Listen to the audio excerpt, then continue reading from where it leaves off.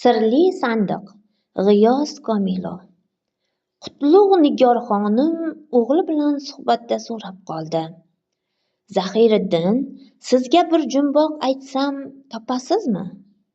Ayting, ayajon. Bul ro'yi zaminda 3 shahar bor. Uchovi ham biz uchun jon-dinda aziz. Shul shaharlar qaysilar? 3 shahar, jon-din aziz, dedi cho'zib Bobur. Qaysilar bo'lsa ekan? Bo'lmasa bunday. Eslaysizmi, 5 yashar ekaningizda bir tantanada bo'lganmiz. Shu voqea qayerda bo'lgan? Ha, esladim, Samarqandda. Ana, topdingiz. Olmaday taram qizil yuzchasidan o'pib qo'ydi ona o'g'lining. Bul shahar biz uchun nimasi bilan aziz? Padari buzrukvorim hazratlari tavallud topganlari bilan-da. Bilag'onlik bilan tez javob qaytardi Bobur. Barakallo, sirli sandiq 3 birov bilan ochilur. Siz bir bor biradingiz. Endi 2-chi topqir birov qiyinlik qilmasa kerak. Mushkul emas, dedi Bobur o'ychan turib. U yerda ham bo'lgansiz.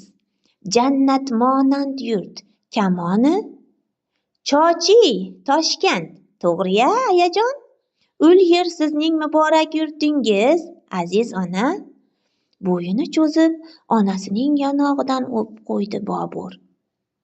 Ofarin, chaqqon topdingiz. Kalitini yana bir bor burasam, sirli sandiq ochilurmi, ayajon? Javdirab tiyrak boqdi mehriboniga Bobur. Ochilur.